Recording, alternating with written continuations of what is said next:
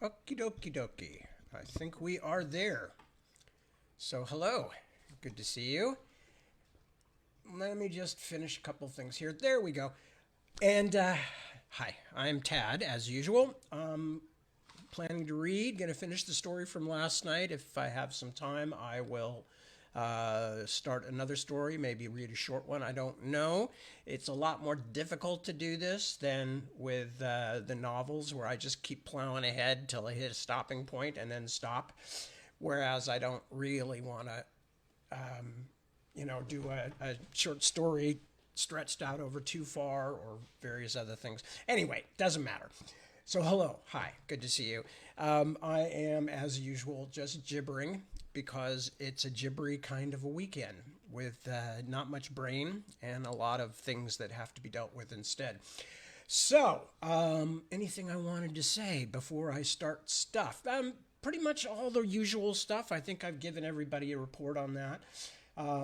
Started editing the draft of the I almost said Tinker Farm, which is the German name of it, of Ordinary Farm, and various other things.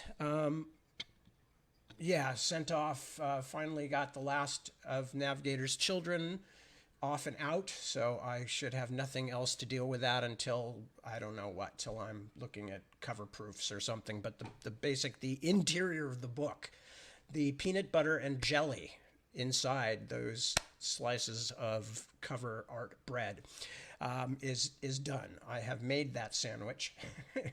I have packed it in all of my reader friends' lunch boxes, and you can take it to school with you.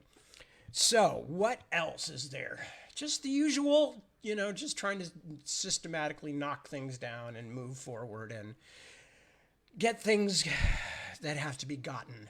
I realized the other day, just as an example, out of nowhere, I was sitting there going, something? I still am not 100% certain that my change of address ever went through from our last move. And it occurred to me that there's an election coming up and I may not be registered.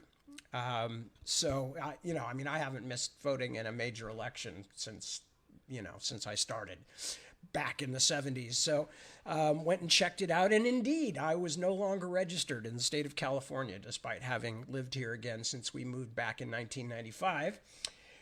So that is the kind of thing that's just constantly floating around. You fix one thing, something else goes on the fritz. You defrit something else and something new pops up over here. So I'm just doing a bunch of that kind of stuff, just putting out small fires and getting ready to write another book. But again, there were other things. We're doing my parents' celebration of life, so I need to write something for that because there's no way I'm going to stand up and try to improvise talking about two people who are so important in my life. So I'm going to write something down for that. And, the office still needs to be refinished up and made sensible again. And the cats chastised for their over-the-top behavior because they've had full run of the place for the last year or so. And all kinds of stuff. So none of it very interesting, though, I hasten to say. The cats are here tonight. Our daughter, who was sitting down in the back last night, is not here. She's here, but she's not down here. So don't even bother to look for her. I know it's more interesting than watching me, and I don't blame you at all, but she's not here. You will probably see the cats wander across in the background, though. However, anyway, so let me just quickly check here and see if anybody has one comment. It says that's not true. I can see all the comments on here. Anyway, me and my beloved Facebook. Anyway, Jeremy's here. Hello, Jeremy. Isaac is here. As always, good to see you, Isaac. Barb Ann, Kelly, Kenrick, Medardo. Hello, Medardo. And un placer verte. Medardo, and I mentioned Claudia. Claudia is here. Tracy. I almost said Terry. Sorry, Tracy. Tracy's here. That's Tracy McClatchy. Jerry. I know no Jerry. I know a Mr. Unangst. And he's here. And Joanna and Christy Sanders. Penny Davies. Hello, Penny. Susan. Hello. So, just checking in. Um, Jeremy says, and it's not the middle of the night, and he's here. Well, excellent, excellent. Oh, Joanna, did I say hello to you, Joanna? And Ray Weatherford. Hello, Ray. So, okay, I've checked in with at least a few people who have showed up so far. So I might as well actually start reading early, and then I might have time for finishing the story and then a short story. So I was reading The Keys to December, or The Key to December. I'm trying to remember the actual title. I believe it's The Key to December, but let's double check. The Keys to December. The plot, just to bring those of you who have not had a chance to either listen to it or whatever. The plot was, this is again by Roger Zelazny. This is a copy of the best of Roger Zelazny, but it's just another collection because Zelazny wrote so many great stories. And in fact, I've had to be very choosy because most of the very best stuff that Roger Zelazny wrote was in fact sort of novella length. And who knows, at some point after I've read some other stuff from other writers, I may come back and read some of Zelazny's novella length stuff, because a lot of it Rose for Ecclesiastes, The Doors of His Face, The Lamps of His Mouth, 24 Views of Mount Fuji by Hakusai. He wrote a lot of really wonderful mid-length stories, not quite novel length, but not short stories really either. And in fact, I would say in many ways, He Who Shapes, in many ways, that it's where it was his best length. Unfortunately, because of the length of them, if I'm going to read one, I'm going to have to go through 3 or 4 reading sessions to get through one. Not that I might not do that in the future, but I wanted to get people used to some other voices first in a more bite-sized way. So with both Sturgeon and Zelazny, I've been picking shorter stories, which are not necessarily always the best, but at least if you're not enjoying the story, then, it's not going to last forever. I happen to enjoy all these stories because these are some of my favorite writers who influenced me quite a bit. If anybody wants to know what or why, if I find time, I will be happy to talk about them. But I think I said about Zelazny that he was really a classic new science fiction writer. And he brought a lot of things that were coming into the field at that time together. A more literary approach. You can see that you will see bits and pieces in his books that suggest to you that he was in fact a literature major, which I think he was at one point, but also an interest in the characters beyond merely their place as setting, as tools, as writers' tools to push the plot along. Zelazny was one of the writers who definitely was trying to bring an interest in writing characters like mainstream fiction, so that the characters themselves were important and were carrying the work. And obviously that was something that was very meaningful to me. And it's one of the reasons that I went in the direction that I did, which is to not only to try to write character-driven stories, but in my case, I actually decided I will tell my story through characters. In other words, I will not simply narrate, but I will, in most of my novels, I will use the characters' viewpoints to tell the story.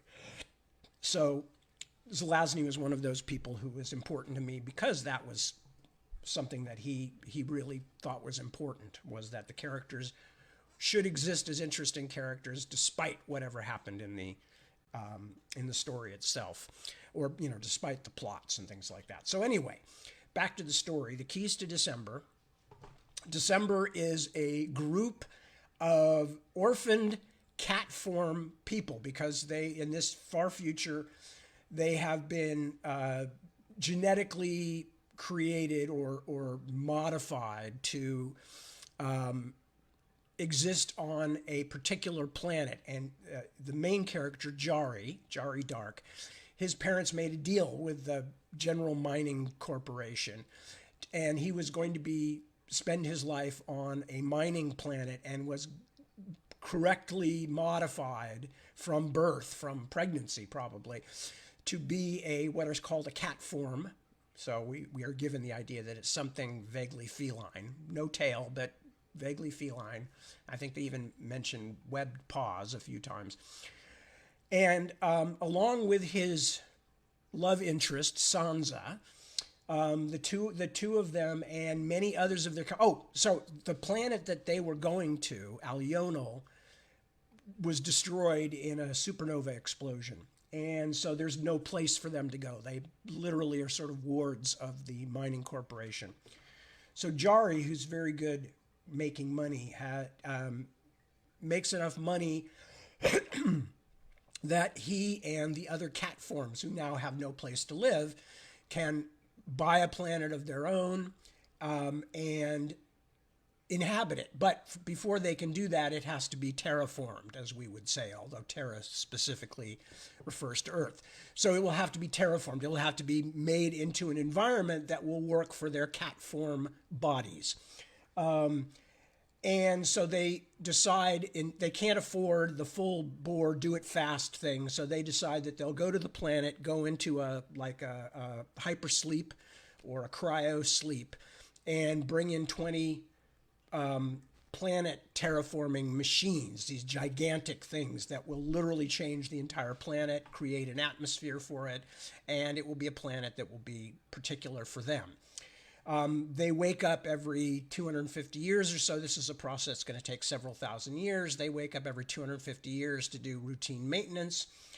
And the first time they wake up, as their planet is being formed by these giant planet world changers, as they call them, they discover that there is a biped on the planet, which is sort of staggering around as the climate changes. And there's deep concern with Sansa and Jari that, what are we doing here? We're destroying our planet. We're destroying this planet for the original inhabitants to make it a fit place for us to live. And Jari says to Sansa, then you must reconcile yourself to the fact that something is always hurt by any change. If you do this, you will not be hurt yourself. And so that's what's going on. They're constantly being woken up to do maintenance, them and the rest of the colonizing cat forms. And that's where we are. And I'm going to continue with The Keys to December by Roger Zelazny. And unfortunately, this volume does not give the original publication dates of the stories. So I would just be guessing, but I can find out later on when this was written. I suspect late 60s, early 70s, but I don't know. Okay, and let me do one more thing first. All right, and that, no, we don't want that. Good, okay. The machine is never silent, Jari wrote. Sometimes I fancy I can hear voices and its constant humming, its occasional growling, its crackles of power. I am alone here at the Deadlands station. 5 centuries have passed since our arrival. I thought it better to let Sansa sleep out this tour of duty, lest the prospect be too bleak. It is. She will doubtless be angry. As I lay half awake this morning, I thought I heard my parents' voices in the next room. No words, just the sounds of their voices, as I used to hear them over my old intercom. They must be dead by now, despite all geriatrics. I wonder if they thought of me much after I left. I couldn't even shake my father's hand without the gauntlet or kiss my mother goodbye. It is strange, the feeling, to be this alone with only the throb of the machinery about me as it rearranges the molecules of the atmosphere, refrigerates the world here in the middle of the blue place. Deadland. This despite the fact that I grew up in a steel cave. I call the other 19 stations every afternoon. I am afraid I am becoming something of a nuisance. I won't call them tomorrow, or perhaps the next day. I went outside without my refrig pack this morning for a few moments. It is still deadly hot. I gulped a mouthful of air and choked. Our day is still far off, but I can notice the difference from the last time I tried it 250 years ago. I wonder what it will be like when we have finished. And I, an economist, what will my function be in our new allional? Whatever, so long as Sansa is happy. The world changer stutters and groans. All the land is blue for so far as I can see. The stones still stand, but their shapes are changed from what they were. The sky is entirely pink now, and it becomes almost maroon in the morning and the evening. I guess it's really a wine color, but I've never seen wine, so I can't say for certain. The trees have not died. They've grown hardier. Their barks are thicker, their leaves darker and larger. They grow much taller now, I've been told. There are no trees in Deadland. The caterpillars still live. They seem much larger, I understand, but it is actually because they have become woollier than they used to be. It seems that most of the animals have heavier pelts these days. Some apparently have taken to hibernating. A strange thing. Station 7 reported that they had thought the bipeds were growing heavier coats. There seem to be quite a few of them in that area, and they often see them off in the distance. They looked to be shaggier. Closer observation, however, revealed that some of them were either carrying or were wrapped in the skins of dead animals. Could it be that they are more intelligent than we have given them credit for? This hardly seems possible, since they were tested quite thoroughly by the bio team before we set the machines in operation. Yes, it is very strange. The winds are still severe. Occasionally they darken the sky with ash. There has been considerable volcanism southwest of here. Station 4 was relocated because of this. I hear Sansa singing now within the sounds of the machine. I will let her be awakened the next time. Things should be more settled by then. No, that is not true. It is selfishness. I want her here beside me. I feel as if I were the only living thing in the whole world. The voices on the radio are ghosts. The clock ticks loudly, and the silences between the ticks are filled with the humming of the machine, which is a kind of silence too, because it is constant. Sometimes I think it is not there. I listen for it, I strain my ears, and I do not know whether there is a humming or not. I check the indicators then, and they assure me that the machine is functioning. Or perhaps there is something wrong with the indicators, but they seem to be all right. No, it is me, and the blue of Deadland is a kind of visual silence. In the morning, even the rocks are covered with blue frost. Is it beautiful or ugly? There is no response within me. It is part of the great silence, that's all. Perhaps I shall become a mystic.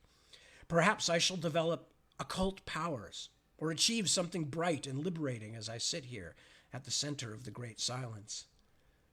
Perhaps I shall see visions. Already I hear voices. Are there ghosts in Deadland? No, there was never anything here to be ghosted, except perhaps for the little biped. Why did it cross Deadland, I wonder? Why did it head for the center of destruction rather than away as its fellows did? I shall never know, unless perhaps I have a vision. I think it is time to suit up and take a walk. The polar ice caps are heavier. The glaciation has begun.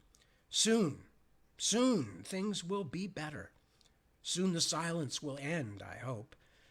I wonder, though, whether silence is not the true state of affairs in the universe, our little noises serving only to accentuate it, like a speck of black on a field of blue. Everything was once silence and will be so again. Is now, perhaps.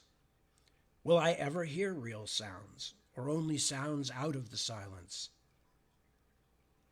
Sansa is singing again. I wish I could wake her up now, to walk with me out there. It is beginning to snow. Jari awakened again on the eve of the millennium. Sansa smiled and took his hand in hers and stroked it. as he explained why he had let her sleep as he apologized. "Of course I'm not angry," she said, "considering I did the same thing to you last cycle." Jari stared up at her and felt the understanding begin. "I'll not do it again," she said, "and I know you couldn't. The aloneness is almost unbearable." "Yes," he replied. "They warmed us both alive last time. I came around first and told them to put you back to sleep. I was angry then when I found out what you had done, but I got over it quickly. So often did I wish you were there." "We will stay together," said Jari. "Yes, always." They took a flyer from the cavern of sleep in the World Change installation at Deadland, where they relieved the other attendants and moved the new couch up to the 3rd floor. The air of Deadland, while sultry, could now be breathed for short periods of time, though a headache invariably followed such experiments. The heat was still oppressive. The rock, once like an old norm form waving, had lost its distinctive outline. The winds were no longer so severe. On the 4th day, they found some animal tracks which seemed to belong to one of the larger predators. This cheered Sansa, but another later occurrence produced only puzzlement. One morning, they went forth to walk in Deadland. Less than 100 paces from the installation, they came upon 3 of the giant caterpillars dead. They were stiff, as though dried out rather than frozen, and they were surrounded by rows of markings within the snow. The footprints which led to the scene and away from it were rough of outline, obscure. "What does it mean?" she asked. "I don't know, but I think we had better photograph this," said Jari. They did. When Jari spoke to Station 11 that afternoon, he learned that similar occurrences had occasionally been noted by attendants of other installations. These were not too frequent, however. "I don't understand," said Sansa. "I don't want to," said Jari. It did not happen again during their tour of duty. Jari entered it into the log and wrote a report. Then they abandoned themselves to lovemaking, monitoring, and occasionally nights of drunkenness. 200 years previously, a biochemist had devoted his tour of duty to experimenting with compounds, which would produce the same reactions in cat forms as the legendary whiskey did in norm forms. He had been successful, had spent 4 weeks on a colossal binge, neglected his duty and been relieved of it, was then retired to his cold bunk for the balance of the weight. His basically simple formula had circulated, however, and Jerry and Sansa found a well-stocked bar in the storeroom and a handwritten manual explaining its use and a variety of drinks which might be compounded. The author of the document had expressed the hope that each tour of attendance might result in the discovery of a new mixture, so that when he returned for his next cycle, the manual would have grown to a size proportionate to his desire. Jari and Sansa worked at it conscientiously, and satisfied the request with a snowflower punch, which warmed their bellies and made their purring turn into giggles, so that they discovered laughter also. They celebrated the millennium with an entire bowl of it, and Sansa insisted on calling all the other installations and giving them the formula right then on the graveyard watch, so that everyone could share in their joy. It is quite possible that everyone did, for the recipe was well received, and always, even after the bowl was but a memory, they kept the laughter. Thus are the first simple lines of tradition sometimes sketched. "The green birds are dying," said Sansa, putting aside a report she had been reading. "Oh?" said Jari. "Apparently they've done all the adapting they're able to," she told him. "Pity," said Jari. "It seems less than a year since we came here. Actually, it's 1,000. "Time flies," said Jari. "I'm afraid," she said. "Of what?" "I don't know. Just afraid." "Why?" living the way we've been living, I guess, leaving little pieces of ourselves in different centuries. Just a few months ago, as my memory works, this place was a desert. Now it's an ice field. Chasms open and close, canyons appear and disappear, rivers dry up and new ones spring forth. Everything seems so very transitory. Things look solid, but I'm getting afraid to touch things now. They might go away. They might turn into smoke, and my hand will keep on reaching through the smoke and touch something. God, maybe. Or worse yet, maybe not. No one really knows what it will be like here when we've finished. We're traveling toward an unknown land, and it's too late to go back. We're moving through a dream, heading toward an idea. Sometimes I miss my cell and all the little machines that took care of me there. Maybe I can't adapt. Maybe I'm like the green bird. No, Sansa, you're not. We're real. No matter what happens out there, we will last. Everything is changing because we want it to change. We're stronger than the world, and we'll squeeze it and paint it and poke holes in it until we've made it exactly the way we want it. Then we'll take it and cover it with cities and children. You want to see God? Go look in the mirror. God has pointed ears and green eyes. He's covered with soft gray fur. When he raises his hand, there is webbing between his fingers. It is good that you are strong, Jari. Let's get out the power sled and go for a ride. All right. Up and down that day, they drove through Deadland, where the dark stones stood like clouds in another sky. It was 12,500 years. Now they could breathe without respirators for a short time. Now they could bear the temperature for a short time. Now all the green birds were dead. Now a strange and troubling thing began. The bipeds came by night, made markings on the snow, left dead animals in the midst of them. This happened now with much more frequency than it had in the past. They came long distances to do it, many of them with fur, which was not their own, upon their shoulders. Jari searched through the history files for all the reports on the creatures. This one speaks of lights in the forest, he said. Station 7. What? Fire, he said. What if they've discovered fire? Then they're not really beasts. But they were. They wear clothing now. They make some sort of sacrifice to our machines. They're not beasts any longer. How could it have happened? How do you think? We did it. Perhaps they would have remained animals if we had not come along and forced them to get smart in order to go on living. We've accelerated their evolution. They had to adapt or die, and they adapted. Do you think it would have happened if we hadn't come along? Maybe, someday. Maybe not, too. Jari moved to the window, stared out across Deadland. I have to find out, he said. If they are intelligent, if they are human, like us, he said, then laughed, then we must consider their ways. What do you propose? Locate some of the creatures, see whether we can communicate with them. Hasn't it been tried? Yes. What were the results?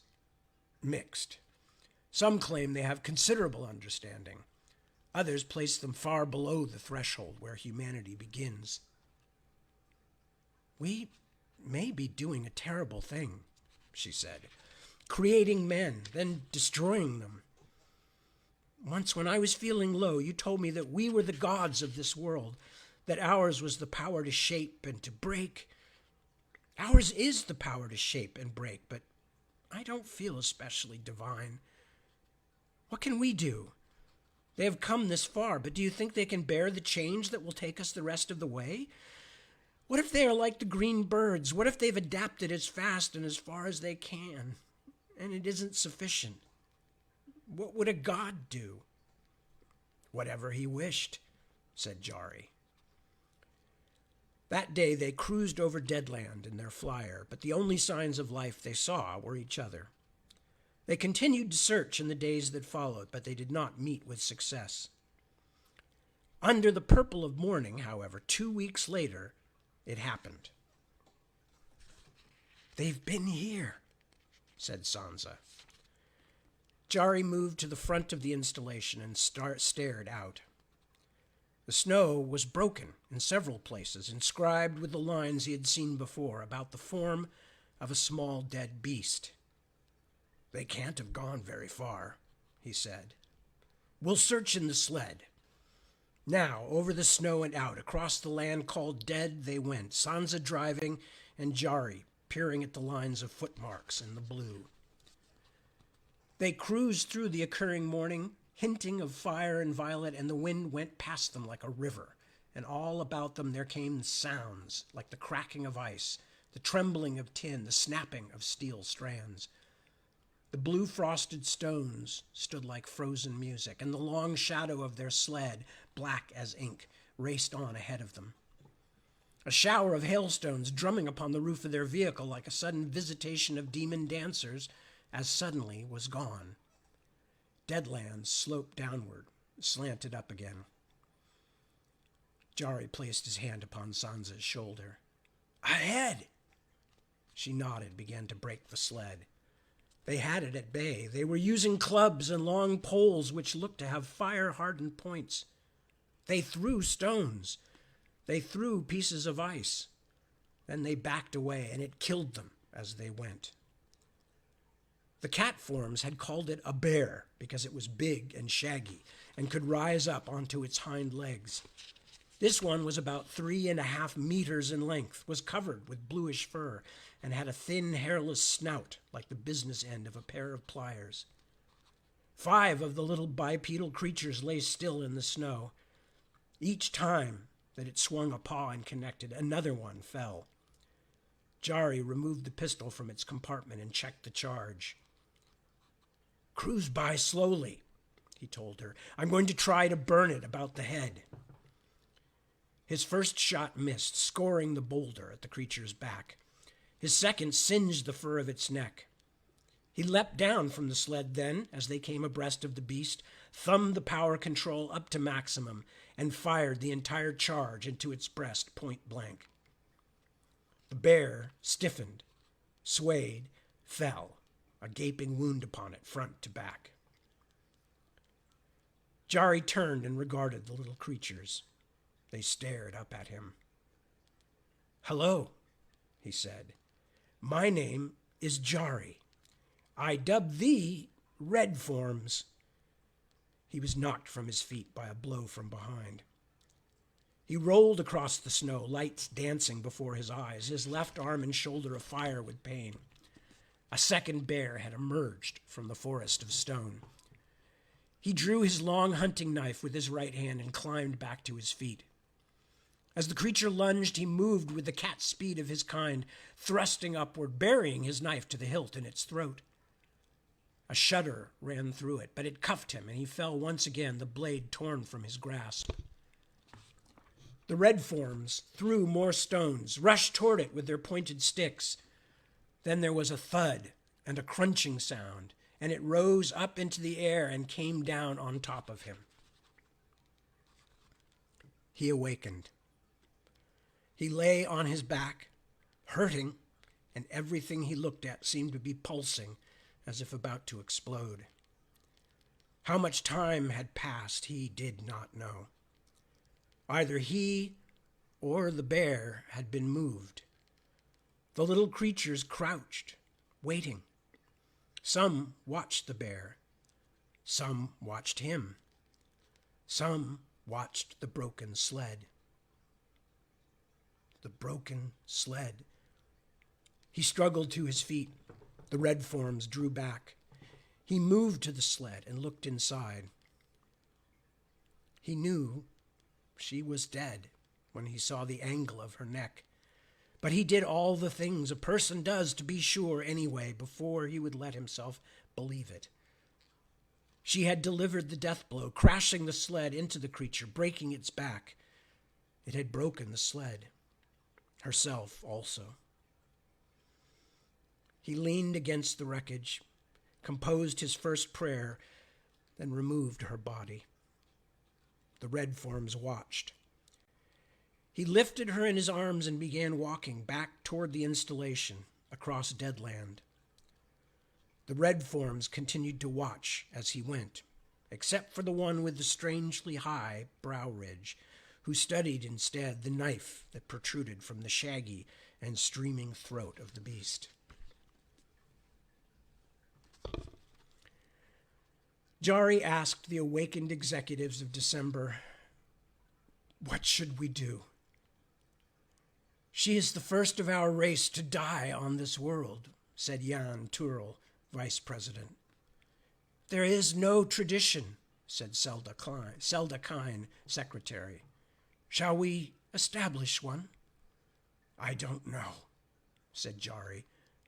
"I don't know what is right to do. Burial or cremation seem to be the main choices. Which would you prefer?" I don't. No, not the ground. Give her back to me. Give me a large flyer. I'll burn her. Then let us construct a chapel. No, it is a thing I must do in my own way. I'd rather do it alone. As you wish. Draw what equipment you will need and be about it. Please send someone else to keep the Deadland installation. I wish to sleep again when I have finished this thing. Until the next cycle. Very well, Jari. We are sorry. Yes, we are. Jari nodded, gestured, turned, departed. Thus are the heavier lines of life sometimes drawn. At the southeastern edge of Deadland, there was a blue mountain. It stood to slightly over 3,000 meters in height. When approached from the northwest, it gave the appearance of being a frozen wave in a sea too vast to imagine. Purple clouds rent themselves upon its peak.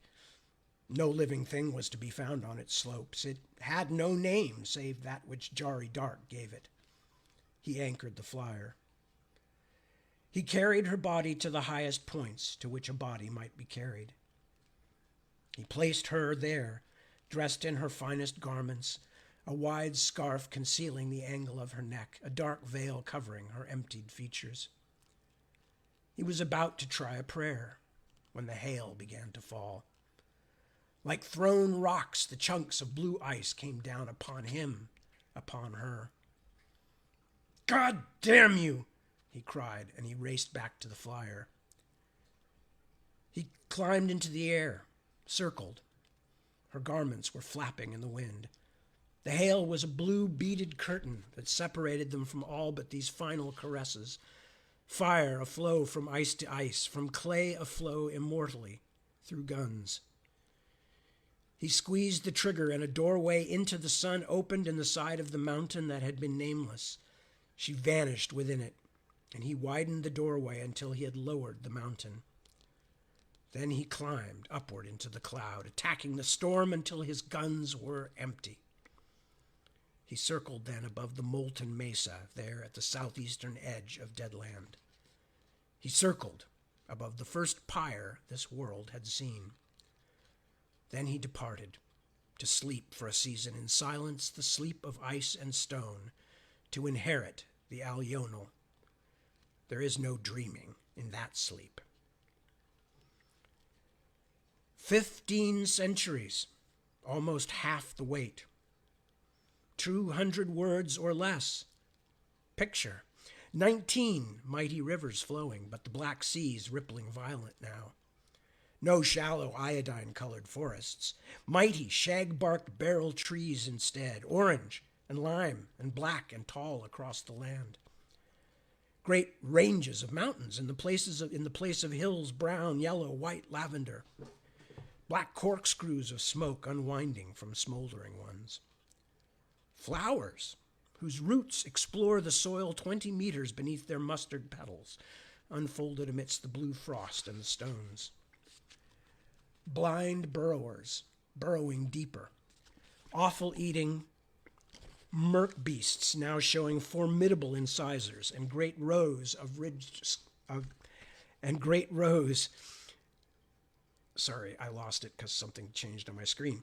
Blind burrowers burrowing deeper. Offal-eating murk beasts now showing formidable incisors and great rows of ridged molars. Giant caterpillars growing smaller but looking larger because of increasing coats. The contours of valleys still like the torsos of women, flowing and rolling, or perhaps like instruments of music. Gone, much wind-blasted stone, but ever the frost. Sounds in the morning, as always, harsh, brittle, metallic. They were sure that they were halfway to heaven. Picture that. The Deadland log told him as much as he really needed to know, but he read back through the old reports too. Then he mixed himself a drink and stared out the third-floor window. "We'll die," he said, then finished his drink, outfitted himself, and abandoned his post. It was 3 days before he found a camp. He landed the flyer at a distance and approached on foot. He was far to the south of Deadland, where the air was warmer and caused him to feel constantly short of breath. They were wearing animal skins, skins which had been cut for a better fit and greater protection, skins which were tied about them. He counted 16 lean-to arrangements and 3 campfires.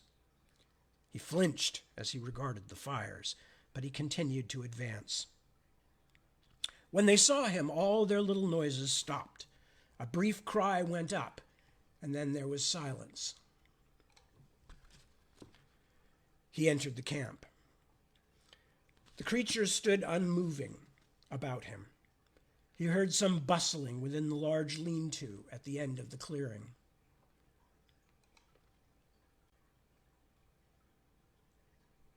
He walked about the camp. A slab of dried meat hung from the center of a tripod of poles. Several long spears stood before each dwelling place. He advanced and studied one. A stone, which had been flaked into a leaf-shaped spearhead, was affixed to its end. There was the outline of a cat carved upon a block of wood. He heard a footfall and turned. One of the red forms moved slowly toward him. It appeared older than the others. Its shoulders sloped. As it opened its mouth to make a series of popping noises, he saw that some of its teeth were missing. Its hair was grizzled and thin. It bore something in its hands, but Jari's attention was drawn to the hands themselves. Each hand bore an opposing digit. He looked about him quickly, studying the hands of the others. All of them seemed to have thumbs. He studied their appearance more closely. They now had foreheads. He returned his attention to the old red form. It placed something at his feet, and then it backed away from him. He looked down. A chunk of dried meat and a piece of fruit lay upon a broad leaf. He picked up the meat, closed his eyes, bit off a piece, chewed, and swallowed. He wrapped the rest in leaf and placed it in the side pocket of his pack. He extended his hand, and the red form drew back. He lowered his hand, unrolled the blanket he had carried with him, and spread it upon the ground. He seated himself, pointed to the red form, then indicated a position across from him at the other end of the blanket. The creature hesitated, then advanced and seated itself. "We are going to learn to talk with one another," he said slowly. Then he placed his hand upon his breast and said, "Jari." Jari stood before the reawakened executives of Dezember. "They are intelligent," he told them. "It's all in my report." "So?" asked Jan Turl. "I don't think they will be able to adapt. They have come very far, very rapidly. But I don't think they can go much further. I don't think they can make it all the way. Are you a biologist, an ecologist, a chemist? No. Then on what do you base your opinion? I observed them at close range for 6 weeks. Then it's only a feeling you have? You know there are no experts on a thing like this. It's never happened before. Granting their intelligence, granting even that what you have said concerning their adaptability is correct. What do you suggest we do about it? Slow down the change. Give them a better chance. If they can't make it the rest of the way, then stop short of our goal. It's already livable here. We can adapt the rest of the way. Slow it down? How much? Supposing we took another 7,000 or 8,000 years. Impossible. Entirely too much. Why? Because everyone stands a 3-month watch every 250 years. That's 1 year of personal time for every 1,000. You're asking for too much of everyone's time. But the life of an entire race may be at stake. You do not know that for certain. No, I don't. But do you feel it is something to take a chance with? Do you want to put it to an executive vote? No, I can see that I'll lose. I want to put it before the entire membership. Impossible. They're all asleep. Then wake them up. That would be quite a project. Don't you think the fate of a race is worth the effort? Especially since we're the ones who forced intelligence upon them. We're the ones who made them evolve, cursed them with intellect. Enough! They were right at the threshold. They might have become intelligent had we not come along. But you can't say that for certain. You don't really know. And it doesn't really matter how it happened. They're here, and we're here. And they think we're gods. Maybe because we do nothing for them but make them miserable. We have some responsibility to an intelligent race, though, at least to the extent of not murdering it. Perhaps we could do a long-range study. They could be dead by then. I formally move in my capacity as treasurer that we awaken the full membership and put the matter to a vote. I don't hear any second to your motion. Zelda? He said. She looked away. Tarabel! Klond! Bondici! There was silence in the cavern that was high and wide about him. All right. I can see when I'm beaten. We will be our own serpents when we come into our Eden.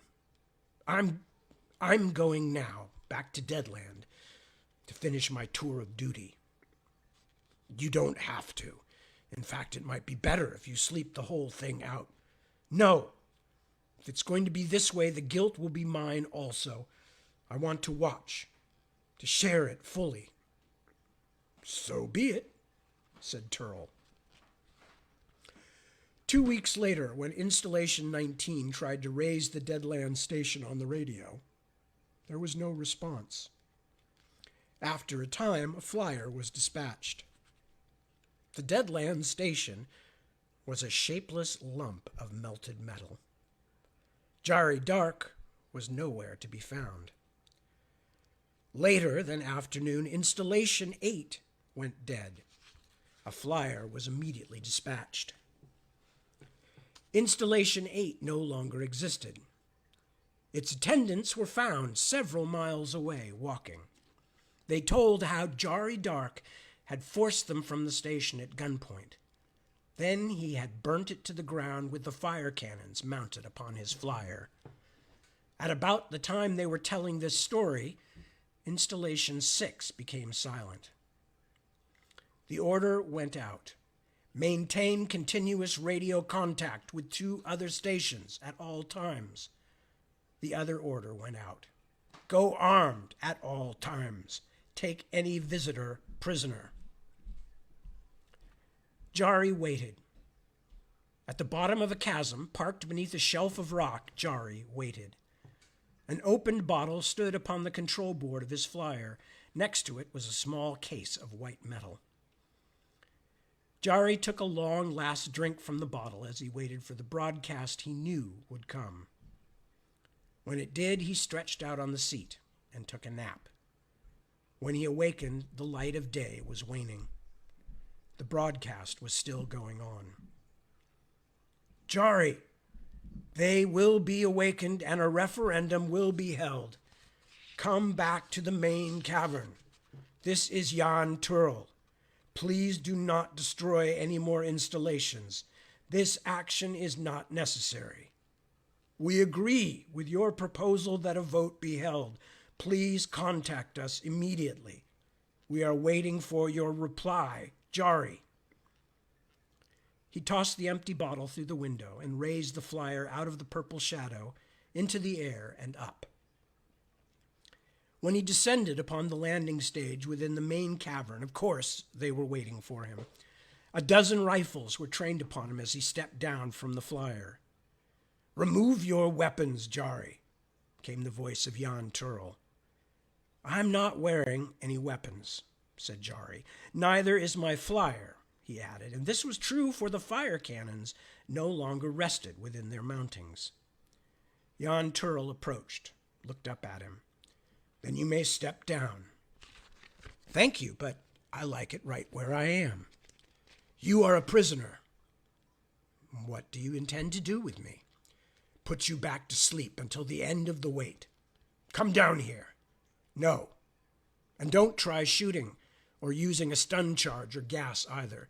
If you do, we're all of us dead the second it hits. What do you mean? Asked Turl, gesturing gently to the rifleman. My flyer, said Jari, is a bomb, and I'm holding the fuse in my right hand. He raised the white metal box. So long as I keep the lever on the side of this box depressed, we live. If my grip relaxes even for an instant, the explosion which ensues will doubtless destroy this entire cavern. I think you're bluffing. You know how you can find out for certain. You'll die too, Jari. At the moment, I don't really care.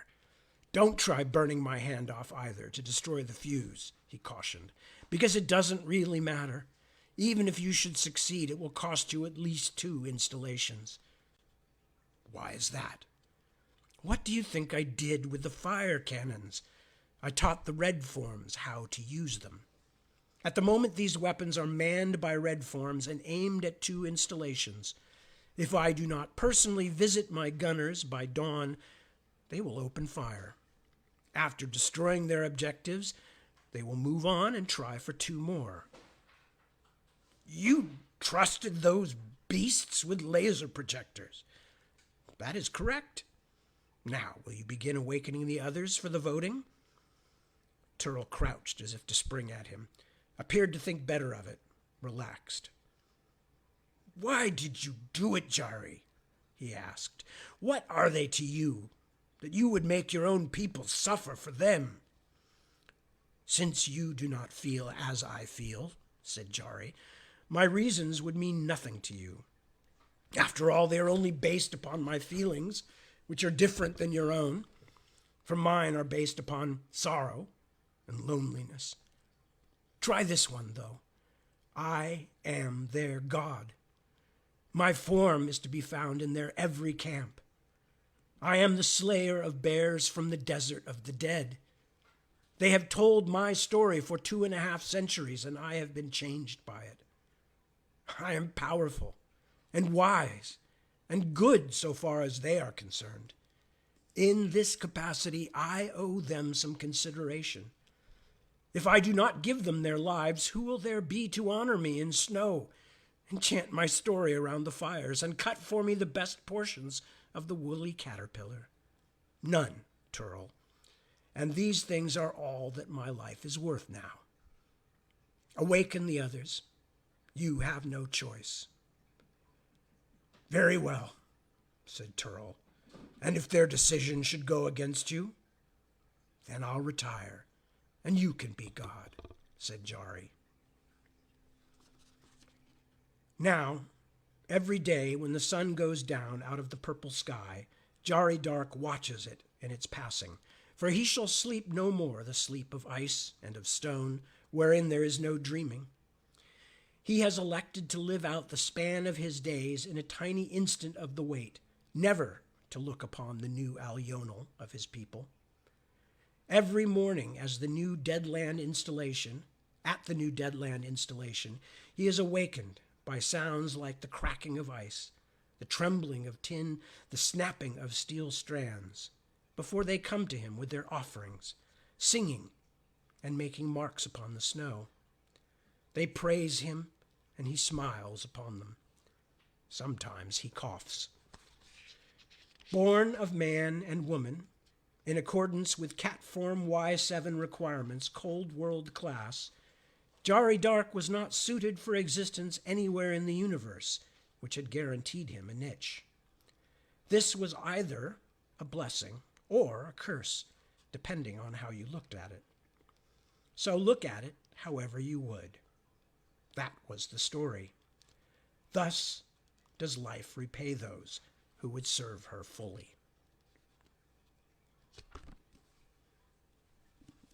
And that is the end of the story. And I'm just going to chit-chat for a little while because it's a bit late for me to start another story.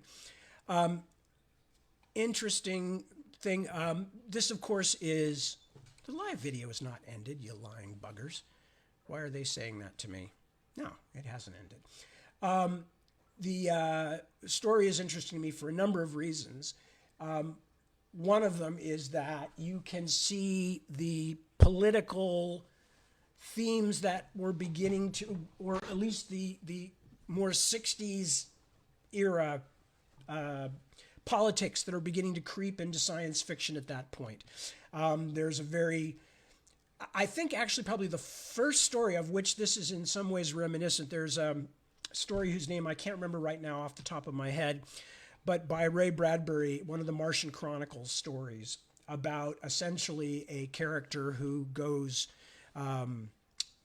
native when humans are first colonizing Mars, and he revolts against the sort of dreadfulness of his fellow humans, his fellow Earthlings, who are not in any way, shape, or form respecting this place and the remnants and remains of the previous civilization.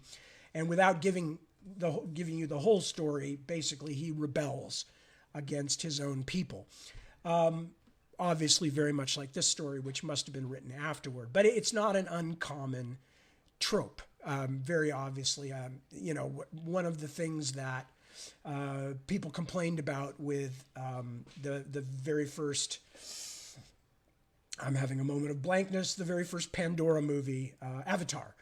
Not the Avatar, the anime, the one based on the anime, but the Avatar, the James Cameron one.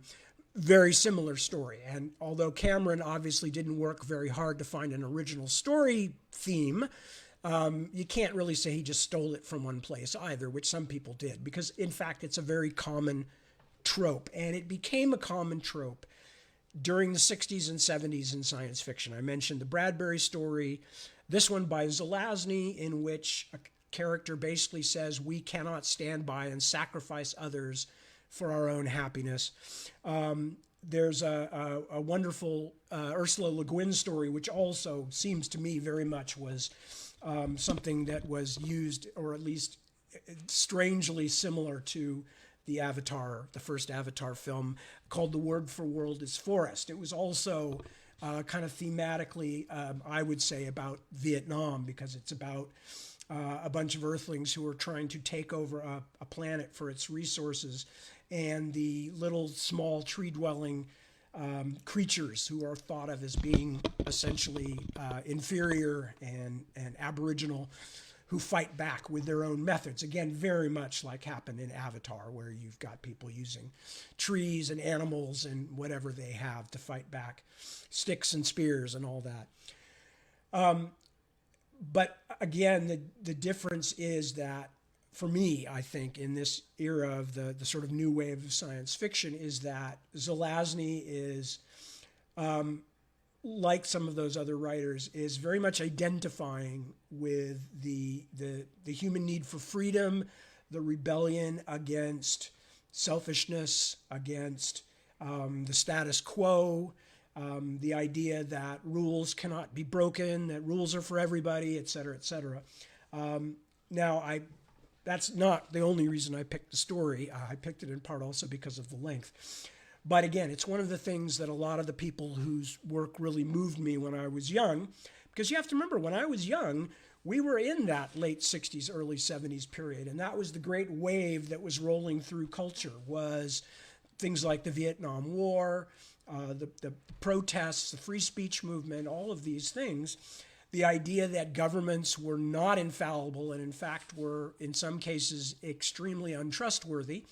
That was very much one of the direct results of the Vietnam War and the anti-war movement. Civil rights movement and the realization that right here in a country that prided itself, this is a very American point of view obviously, but in a country that prided itself on freedom and democracy, here were people who were literally being treated as less than human. American citizens, people, just like us, separated for the color of their skin in parts of the country and treated badly in other parts of the country, just maybe not with segregation laws. So all of this stuff was part of what drove a lot of the new writers coming in. And although Sturgeon started earlier, Sturgeon definitely picked up some of that. Zelazny definitely. Some of the other writers that I will probably read to you also definitely picked that torch up and carried it forward. However, social commentary was not the only point of the science fiction new wave. It was not the only point of the writers who grabbed my attention.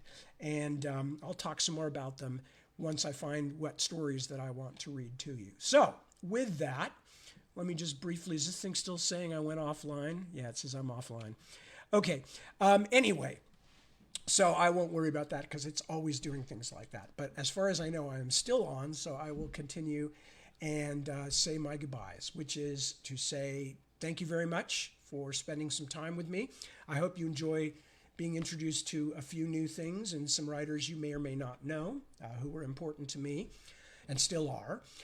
I will talk more about them and about writing as I go along.